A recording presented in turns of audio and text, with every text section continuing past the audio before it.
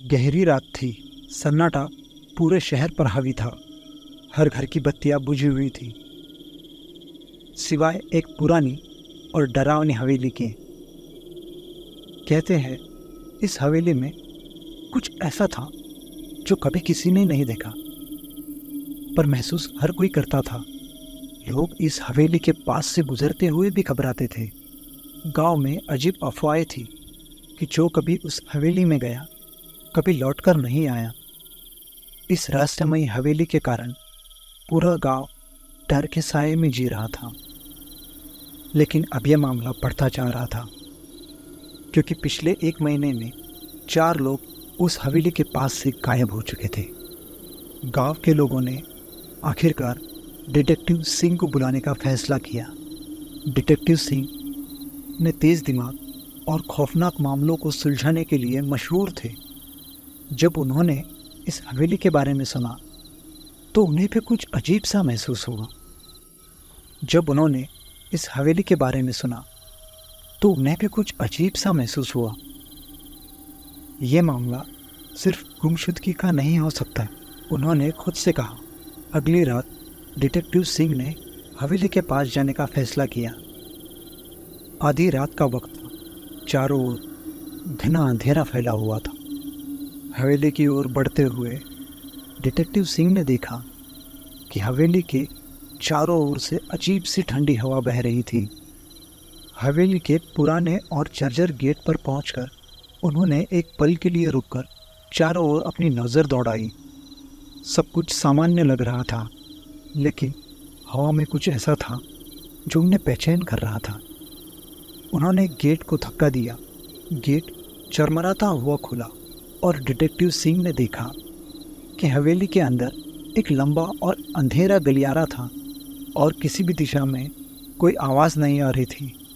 उनका दिल तेज़ी से धड़कने लगा, लेकिन उन्होंने अपने डर को काबू में रखा। उन्होंने धीरे धीरे गलियारे के अंदर कदम रखा। हर कदम के साथ हवेली के भीतर का सन्नाटा और घना होता जा रहा था। दीवारों पर लगे चित्र उन्हें घूरते हुए लग रहे थे, मानो हर चीज़ उन्हें ही देख रही हो। तभी अचानक उन्हें एक धीमी सी सरसराहट सुनाई दी। डिटेक्टिव सिंह टक से गए। उन्होंने टॉर्च की रोशनी चारों ओर डाली, लेकिन वहाँ कुछ नहीं था। यहाँ ज़रूर कुछ है, उन्होंने खुद से कहा। अचानक हवेली के एक कमरे का दरवाज़ा खुद ब खुद खुल गया। दरवाजे के पीछे अंधेरा था और वहाँ से ठंडी हवा आ रही थी। डिटेक्टिव सिंह ने गहरी सांस ली और उस कमरे के अंदर कदम रखा। कमरा खाली था, लेकिन वहाँ एक अजीब सी महक थी, जैसे ही कुछ सड़ा हुआ हो। फर्श पर धूल और मिट्टी की परत जमी थी और दीवारों पर खून के धब्बे थे। डिटेक्टिव सिंह ने दीवारों को गौर से देखा। उन्हें वहाँ कुछ अजीब दिखा। दीवार पर कुछ लिखा हुआ था जो हल्का धुंधला था। उन्होंने टॉर्च की रोशनी उस पर डाली। वहाँ लिखा था, तुम यहाँ नहीं होने चाहिए थे।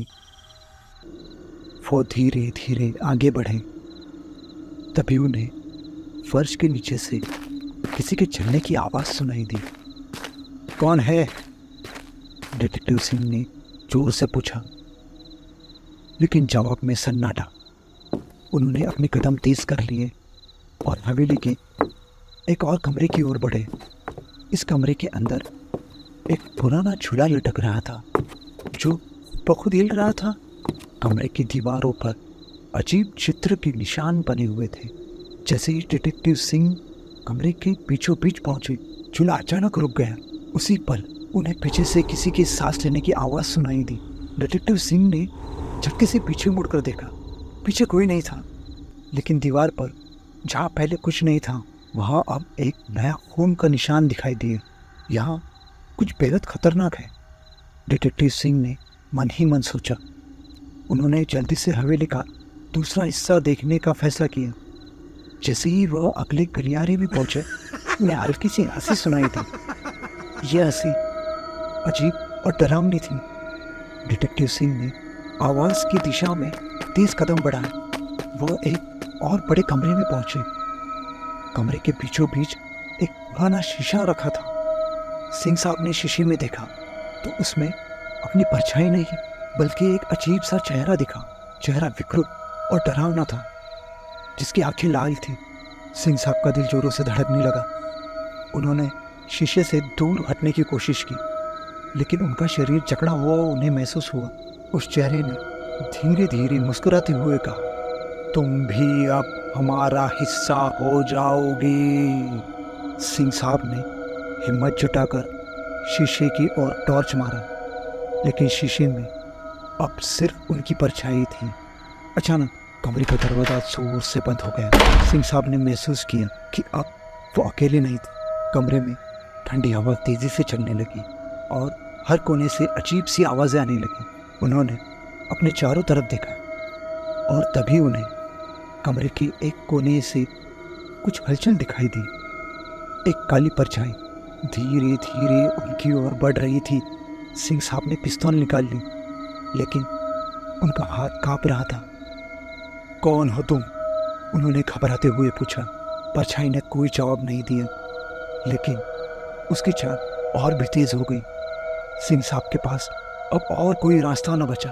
उन्होंने तेजी से कमरे का दरवाजा खोला और हवेली के बाहर भागे, लेकिन जैसे ही उन्होंने गेट पार किया, उन्हें एक ठंडा हाथ अपनी गर्दन पर महसूस हुआ। उन्होंने मुड़कर देखा, वहाँ कोई नहीं था। उनकी सांसें तेज हो गई।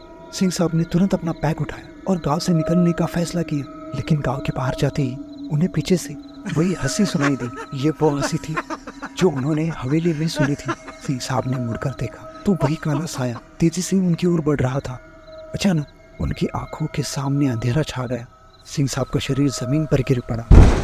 अगली सुबह गांव के लोग हवेली के बाहर पहुंचे। उन्होंने सिंह साहब को बेहोश पाया।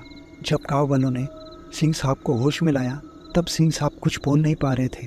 उनकी आंखों में खौफ था और उनके चेहरे पर सन्नाटा। उन्होंने बस एक ही बात कही, उस हवेली में कुछ ऐसा है जो किसी को नहीं छोड़ता। गांव के लोग अब समझ चुके थे कि यह हवेली शापित है और जो भी उस हवेली के हद में जाता है वो फिर कभी वापस नहीं आता। सिंह साहब हवेली से जिंदा वापस आए, वही उनके लिए बहुत था। लेकिन अब सिंह साहब भी अब उस रहस्य का हिस्सा बन चुके थे। गांव वालों ने सिंह साहब को अलविदा कहा और उस गांव में वापस न आने की सलाह दी।